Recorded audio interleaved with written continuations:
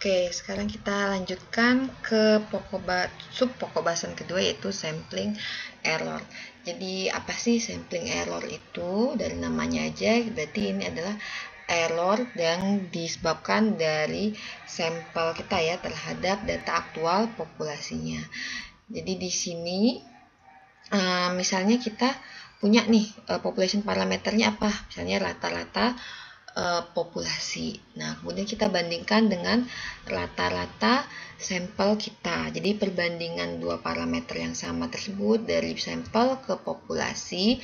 Nah, kita cek apakah ada deviasinya, apakah ada perbedaannya. Nah, itu yang disebut dengan sampling error. Nih, contohnya ya.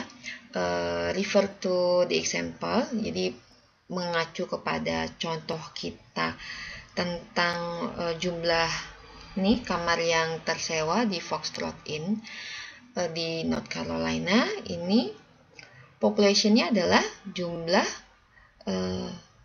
kamar yang disewakan setiap hari selama 30 hari bulan Juni 2017. Kemudian yang menjadi parameter kita adalah rata-rata di sini. Kita diminta untuk mencari atau menghitung rata-rata populasinya. Lalu kemudian kita diminta melakukan sampling. Samplingnya itu 3 random sampel. Nah, 3 random sampel terhadap 3 random sampel itu, satu sampel itu 3 random sampel itu sampel yang pertama terdiri dari 5 hari. Kan kita mau lihat rata-rata populasi, kita mencoba memperkirakannya dengan rata-rata sampel. Nah, rata-ratanya itu terhadap rata-rata 5 hari. Jadi sampel pertama rata-rata 5 hari. Sampel kedua juga rata-rata 5 hari. Sampel ketiga juga rata-rata 5 hari. Jadi kita diminta untuk menghitung rata-rata kamar yang tersewa di setiap sampel tersebut. Kemudian kita bandingkan dengan population mean-nya atau rata-rata populasinya. Berapa sampling error di setiap case-nya atau di setiap sampling-nya itu. Nah, kalau kita lihat, kan kita kan punya populasinya itu 30 hari. Dari 30 hari ini kita ambil 5. Nah, ini outcomes yang mungkin ada itu, total outcomes-nya itu sebanyak 142.506 rata-rata. Nah, dapatnya dari mana ini? Kita bisa pakai kombinasi ya.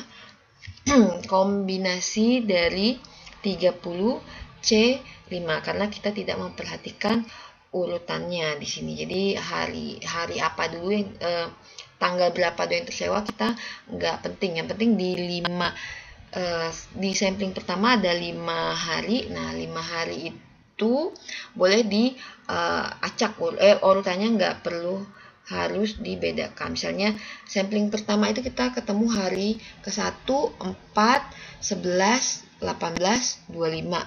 Nah, sama aja kan kita kan mencari rata-rata dari tanggal 1, 4, 11, 18, 25. Sama aja kalau misalnya kita samplingnya itu datanya itu adalah hari ke-18, lalu ke-11, 25, 4, 1. Sama aja, tidak berdasarkan urutannya. Nah, itu possible outcome-nya, possible rata-rata sampel yang mungkin kita hitung itu adalah 142.506. Nih, dari nih ya. Nih, kita pakai rumus kombinasi di Excel. Ini combine, kemudian 30 totalnya ya. Total populasinya kita pilih adalah 5. Nih, 142.506. Lalu kita diminta untuk mencari sampling errornya. Nah, sebenarnya ini kan sampling errornya itu total outcomes-nya ada 142.506 ya. Kalau misalnya kita jumlahkan sampling error dari semua possible outcomes-nya ini, hasilnya itu akan sama dengan 0. Kalau sama dengan 0 berarti total sampling errornya itu 0, berarti tidak terjadi perbedaan antara rata-rata populasi dengan rata-rata sampel. Nah, jadi di sini disebutkan bahwa sampel mean itu adalah estimasi yang tidak bias dari population mean. Jadi kita bisa menduga rata-rata populasi hanya berdasarkan rata-rata sampelnya saja. Dan di sini tidak akan ada nilai sampling errornya, total sampling errornya itu akan bernilai 0 jumlahnya itu kalau misalnya semua possible outcome-nya kita jumlahkan. Nah, sekarang kita coba mencari sampling error di 3 sampel. Sampelnya itu yang random di sini. Nah, oke, ini adalah tanggalnya ya. Ini adalah jumlah yang tersewa. Kita lihat rata-rata populasi, kan kita diminta untuk mencari rata-rata populasinya ya. Oke, rata-rata populasinya adalah 3,13 di sini. Nah, kita cek sampel pertama. Nah, kita ini aja ya, copy di sini kan pilih secara random. Oke. Yang pertama itu adalah ini muncul sekali lagi ya, kita enter lagi. Sorry. Nah, yang ini aja. Ini 74863. Nah, sekarang kita copy dulu di sini. Sebentar ya. Nah, kita cari. Ini kan tanggalnya ya, tanggal ke-7 4863. Nah, kita kan mau cari rata-rata kamar yang tersewa. Nah, berarti data yang harus kita collect itu adalah jumlah kamar yang tersewa. Hari ke-7 itu kita ini ya, VLOOKUP. Kita lihat di tabel ini. Kita kunci. Lalu kita mau kebalik. Harusnya lookup value-nya dulu. Kita mau melihat nilai ini dari tabel yang di sini, kemudian data yang mau kita ambil apa? Data yang di kolom 2. Kita tulis 2. Kemudian kita kalau true berarti yang approximate, yang mendekati. Kita maunya yang benar-benar eksak ya. Jadi kita false di sini. Nah, ini dia.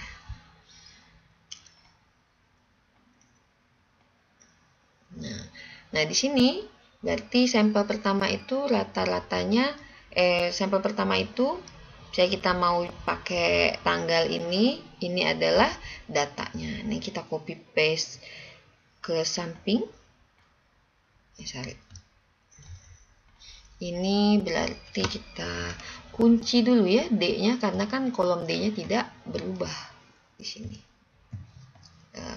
Copy ke bawah, copy ke samping.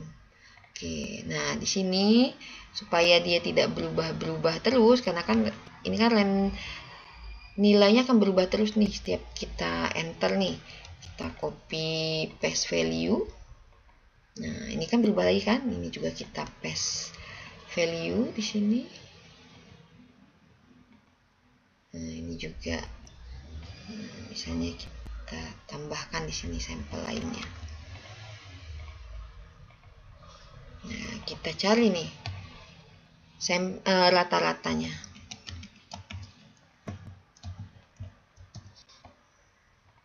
Sampai 3 sampel ya.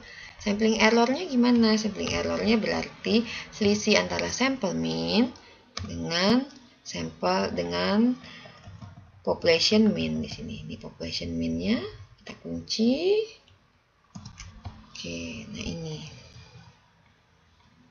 Nah, kalau kita jumlahkan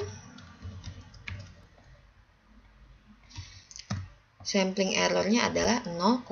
Nah, ini kalau misalnya kita cuma pakai 3 sampel. Gimana kalau misalnya sampelnya kita banyakin nih? Nah, 7 sampai 10 sampel misalnya ya. Nah, ini kita copy ke samping. Ini kita paste value.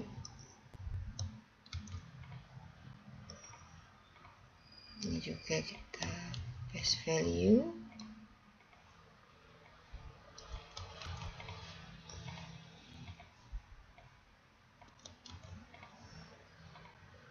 biar nilainya nggak berubah-berubah terus ya, makanya kita hanya paste value saja di sini. Kalau nggak dia tuh, ini kan berubah lagi ya nilainya.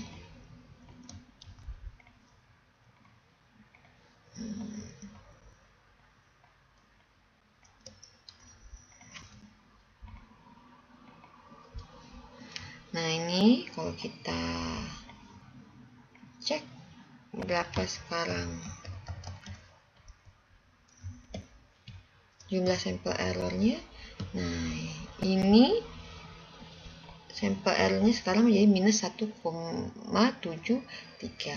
Nah, kalau misalnya kita cek lagi di sini, tambahkan lagi sampelnya, ini menjadi minus 2. Nah, kemudian kita misalnya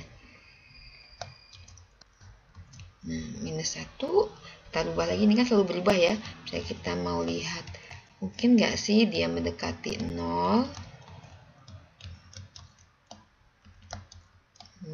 akan berubah-berubah terus ya. Nah, ini kan sudah lebih kecil ya, tadi yang di 3 pertama itu 0,6, di sini 0,33. Nah, kalau semua sampelnya kamu hitung, sampling errornya sebanyak berapa? Sampelnya 142.000, ini kan baru 11 sampel aja nih yang kita hitung. Nah, itu harusnya total sampling errornya adalah 0. Dan rata-rata sampel itu cukup untuk mendekati rata-rata populasi. Itu yang disebut dengan sampling error. Nah, yang ketiga kita akan belajar mengenai sampling distribution of the sample mean.